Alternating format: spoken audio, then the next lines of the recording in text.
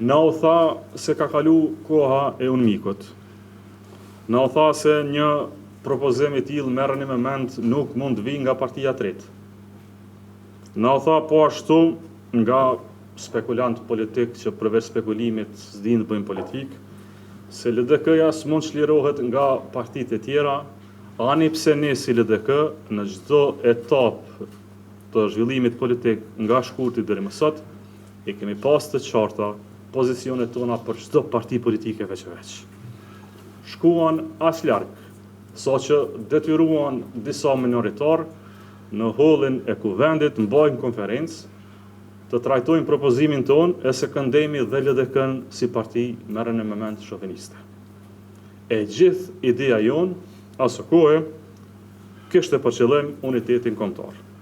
Dalin nga kriza dhe adresimin e 15 pikave bazike me të cilat po përballemi sot si Kosovë, si Republikë. Pra, ishte një vizion i përbashkët për një tranzicion të përgjithshëm nga kriza e përbashkët e Kosovës drejt një të ardhmet përbashkët. Fatkeqësisht, pra ky propozim u refuzu me shpejtësi në vend bashkëpunimit, siç e dini, u zgjodh vazhdimi i krizës me seancat pa kuptimta, me shkelje kushtetuese rend një pas një dhe me një mungesë plot të përgjegjësisë shtetare institucionale. Ajo çfarë sot na propozohet, më shumë se demokracisë i ngjan monarkisë. Në monarki mandati trashëgohet nga babai te i biri, nga Albini te Glauku.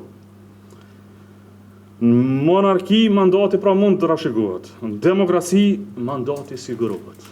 Sigurohet e rinovohet përmes votës qytetare të shprehur në Kuvendin e Kosovës, Parlamentin e Republikës Kosovë. Nuk ka asnjë peshë, asnjë ndikim e asnjë ndryshim zhvillimi i brendshëm në një parti politike.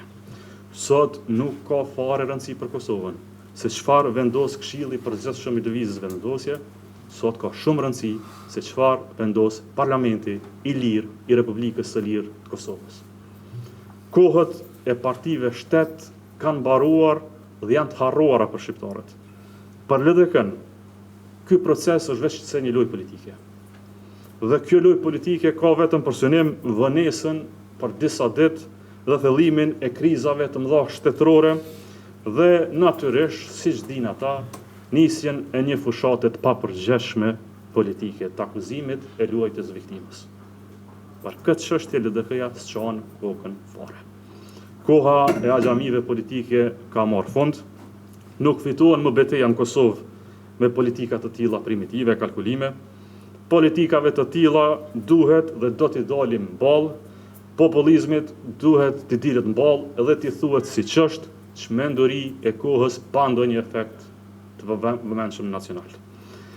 LDK e konsideron se çdo ditë e humbur, lojrat të tilla politike, çdo zvarritje qëllimshme për një orë, jo për një ditë, jo për 15 ditë, për çdo zvarritje të tillë e qëllimshme e institucioneve përbën vetë zgjatje të krizës. Prandaj në këto rrethana Glauku Njufca me mandatar trashëguar në rrethonat e tanishme politike, duke kuptuar sakt e qartë vullnetit qytetar, të votuesve të shkurtit, popullit Kosovës, qytetarëve të tij, sovranëve të kësaj republike, duhet të jetë i sinqert me veten.